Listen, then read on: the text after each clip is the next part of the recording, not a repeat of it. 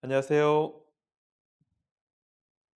6월 14일 월요일 새벽입니다. 이 시간 하나님의 은혜가 우리와 함께 하시길 간절히 소망합니다. 이 새벽 우리에게 주시는 하나님의 말씀은 잠언 23장 15절에서 35절의 말씀입니다. 잠언 23장 15절에서 35절의 말씀입니다. 제가 받들어 봉독하겠습니다. 내 아들아, 만일 내 마음이 지혜로우면 나 곧 내 마음이 즐겁겠고, 만일 내 입술이 정직을 말하면 내 속이 유쾌하리라. 내 마음으로 죄인의 형통을 부러워하지 말고 항상 여호와를 경외하라. 정령이 내 장래가 있겠고 내 소망이 끊어지지 아니하리라. 내 아들아, 너는 듣고 지혜를 얻어 내 마음을 바른 길로 인도할지니라. 술을 즐겨하는 자들과 고기를 탐하는 자들과도 더불어 사귀지 말라. 술 취하고 음식을 탐하는 자는 가난하여질 것이요 잠자기를 즐겨하는 자는 헤어진 옷을 입을 것임이니라. 너를 낳은 아비에게 청종하고 내 늙은 어미를 경히 여기지 말지니라. 진리를 사되 팔지는 말며 지혜와 훈계와 명철도 그리할지니라. 의인의 아비는 크게 즐거울 것이요 지혜로운 자식을 낳은 자는 그로 말미암아 즐거울 것이니라. 내 부모를 즐겁게 하며 너를 낳은 어미를 기쁘게 하라. 내 아들아, 내 마음을 내게 주며 내 눈으로 내 귀를 즐거워할지어다. 대저 음녀는 깊은 구덩이요 이방 여인은 좁은 함정이라. 참으로 그는 강도같이 매복하며 사람들 중에 사악한 자가 많아지게 하느니라. 재앙이 네게 있느냐? 근심이 네게 있느냐? 분쟁이 네게 있느냐? 원망이 네게 있느냐? 까닭 없는 상처가 네게 있느냐? 붉은 눈이 네게 있느냐? 술에 잠긴 자에게 있고 혼합한 술을 구하러 다니는 자에게 있느니라. 포도주는 붉고 잔에서 번쩍이며 순하게 내려가나니 너는 그것을 보지도 말지어다. 그것이 마침내 뱀같이 물 것이요 독사같이 쏠 것이며 또 내 눈에는 괴이한 것이 보일 것이요 내 마음은 구부러진 말을 할 것이며 너는 바다 가운데에 누운 자 같을 것이요 돛대 위에 누운 자 같을 것이며 내가 스스로 말하기를 사람이 나를 때려도 나는 아프지 아니하고 나를 상하게 하여도 내게 감각이 없도다. 내가 언제나 깰까 다시 술을 찾겠다 하리라. 아멘. 자녀의 마음과 자녀의 입술의 정직은 부모의 마음을 즐겁게 하고 유쾌하게 합니다. 부모의 마음을 즐겁고 유쾌하게 하는 자녀의 마음가짐은 17절에서 죄인의 형통을 부러워하지 않고 항상 여호와를 경외하는 것이다 라고 말하지요. 여호와를 경외하는 자는 그 결과 죄인의 형통함을 부러워하지 않는다는 것입니다. 왜냐하면 악의 형통에는 장래가 없고 소망이 없기 때문입니다. 죄인의 특징은 만족함이 없으며 장래와 소망이 없기에 늘 불안합니다.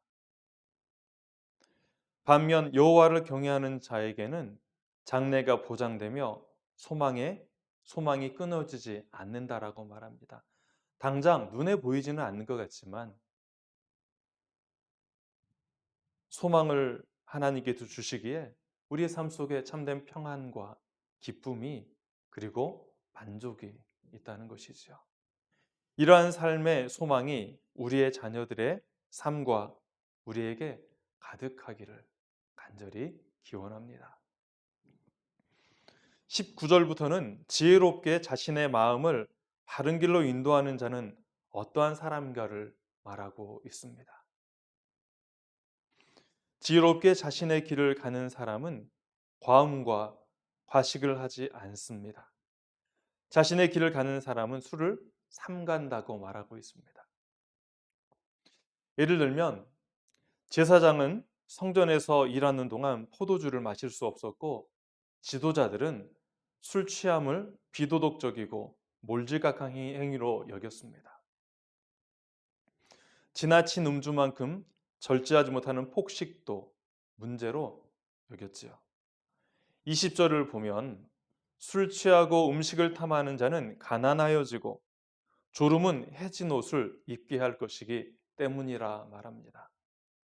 여기서 졸음이란 그냥 졸리는 것이 아니라 주의 깊게 사고하고 행동하고 판단하는 것을 방해하는 졸음을 의미합니다.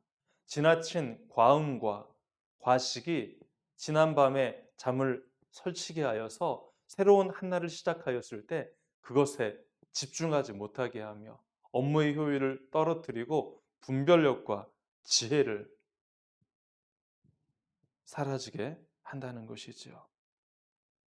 무절제가 불러오는 결과가 졸음이다 말할 수 있습니다. 오늘날 과음과 과식에 더불어 한 가지 저는 스마트폰의 지나친 남용, 지나친 사용을 이야기할 수 있습니다.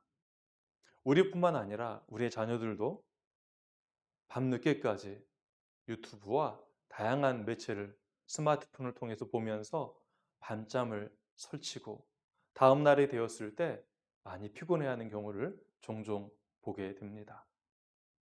과음과 과식, 스마트폰의 무리한 사용을 금하시길 바랍니다.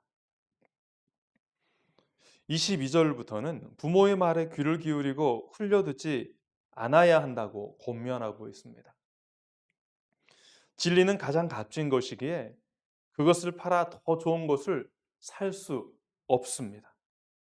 진리와 더불어 지혜와 훈계와 명철도 마찬가지이지요. 이러한 모든 것들이 가장 값진 것이기에 이것들을 팔아서 더 좋은 것을 살 수 없다는 사실을 재차 강조하고 있는 것입니다. 우리가 잘 아는 찬양에 주 예수보다 더 귀한 분은 없네. 이 세상 부귀와 바꿀 수 없네. 점점점 예수밖에는 없네. 여러분, 우리가 예수를 우리의 가슴 속에 모시고 하나님을 우리의 가슴에 모시기까지 우리는 인생의 수많은 실패와 어려움과 방황의 시간들을 경험하였습니다. 그리하여 이제는 주님이 없는 삶은, 하나님이 계시지 않는 삶을 상상도 할 수 없지요. 하나님을 팔아라, 예수를 팔아라 라고 한다면 우리 중에 파실 분은 누가 있겠습니까? 진리와 명철, 훈계 이런 모든 것들이 바로 우리가 가장 소중히 여기는 하나님과 우리 주 예수 그리스도와 같은 것들이지요. 함께 예배하는 우리가 부모라면 진리의 말씀을 묵상하고 날마다 자녀들에게 나누시기를 사모해야 합니다. 또한 우리가 자녀라면 진리와 지혜와 훈계와 명철을 가장 소중한 것으로 여기고 그 말씀을 따름으로 부모를 즐겁게 하고 기쁘게 하는 자녀들이 되어야 합니다. 그러한 부모와 그러한 자녀가 되시기를 간절히 소망합니다. 26절부터는 음녀의 깊은 구덩이와 이방 여인의 좁은 함정을 피하라고 명하고 있습니다. 이러한 함정에 빠지게 되는 경우는 마음과 눈이 진리를 떠날 때, 즉 길을 잃을 때입니다. 낯선 길은 말할 것도 없고 늘 가던 길이라도 다른 생각을 하게 되면 지나칠 때가 있습니다. 우리는 인생이라는 길을 날마다 걸어갑니다. 때론 익숙한 길이기도 하지만 대부분 낯선 길이지요. 어떤 길이 되었든지 그 길에는 언제나 우리를 유혹하고 넘어뜨리려는 위험이 도사리고 있습니다. 우리의 마음이 진리의 말씀에서 떠나거나 우리의 귀가 진리의 소리에 귀를 기울이지 않을 때 강도가 매복하여 우리를 공격하듯 우리의 마음을 두렵게 하고 우리가 바른 길을 가지 못하도록 우리를 공격하고 넘어뜨리려는 사악한 자들이 있으며, 우리가 넘어질 때 그 사악한 자들이 있는 그곳 우리를 계속해서 끌고 간다라고 말합니다. 28절을 보면 참으로 그는 강도같이 매복하며 사람들 중에 사악한 자가 많아지게 하느니라.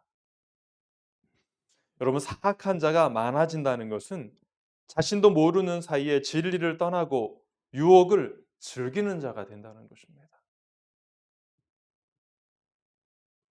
늘 우리의 삶에 만족이 있을 순 없지요.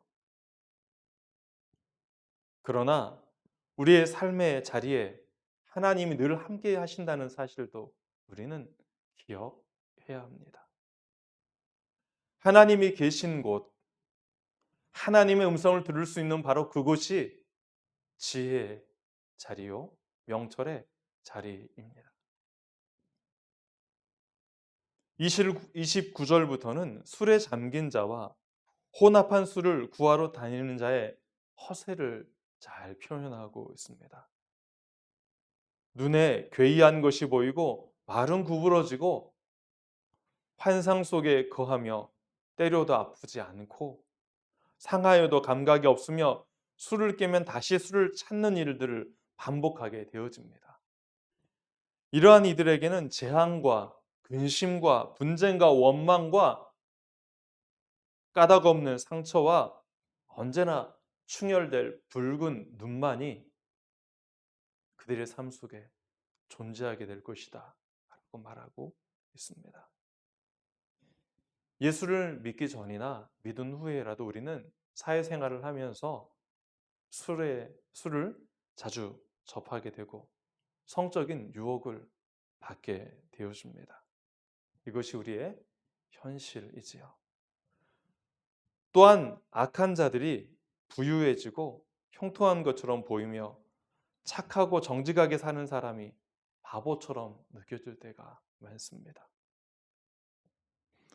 언제나 자신의 삶에 만족이 없이 다른 것에 한눈을 파는 이들도 여전히 있고, 자신이 잘못된 길을 가고 있음에도 불구하고 깨달지 못하고 지속적으로 그 길을 즐기는 자들이 또한 있습니다. 불법과 불의를 행하고 술 취하고 방탕하게 살아가는 것이 마치 지혜로운 양, 그렇게 세상은 이야기를 하죠. 그러나 하나님은 그렇게 말씀하지 않습니다. 이 땅을 사는 사람은 누구나 행복하게 살기를 바랍니다. 나만 행복한 게 아니라 나의 친구도, 나의 모든 가족들, 친지, 부모라면 자녀가 행복하기를 바라고, 목사라면 성도들이 행복하기를 바라고, 또한 교우들은 목회자들이 행복하기를 바라고, 자녀들은 부모가 행복하기를 바랍니다. 서로가 서로를 향하는 행복을 비는 그 마음이 바로 하나님께서 우리를 향하신 마음입니다. 여호와를 경외하는 삶을 살아갈 때 우리의 마음은 여호와를 향하고 우리에게 주어진 삶의 자리를 만족하며 그것이 어떠한 곳이든 하나님과 동행하며 살아가게 됩니다. 이러한 삶을 살아갈 때 우리는 하나님이 기뻐하시고 즐거워하는 부모가 되고 자녀가 되며 참된 스승이 되고 지혜로운 제자가 되며 참된 목자요 참된 성도가 되는 것입니다. 새로운 한 주가 시작되었습니다. 이 한 주간도 하나님 아버지를 기쁘시게 하는 자녀의 삶을 살아가시는 사랑하는 영암의 가족들 되시기를 간절히 소망합니다. 기도하겠습니다. 하나님, 우리를 자녀 삼으시고 우리를 택하셔서 우리에게 주신 삶의 길을 하나님과 동행하며 갈 수 있도록 오늘도 우리와 함께 하신 은혜를 감사합니다. 수많은 유혹들이 세상에 존재하지만 하나님과 함께하는 것보다 더 좋은 것이 없기에 오늘도 우리의 눈은 하나님을 향하고 우리의 귀는 하나님의 말씀에 귀를 기울입니다. 한 주간의 모든 만남과 삶의 자리 가운데 동행하여 주셔서 하나님의 살아계심을 날마다 경험하는, 그리고 그 안에서 즐거워하고 기뻐하는 하나님의 사람들 되게 하여 주옵소서. 우리의 모든 삶의 주인 되시는 예수님의 이름으로 간절히 기도합니다. 아멘.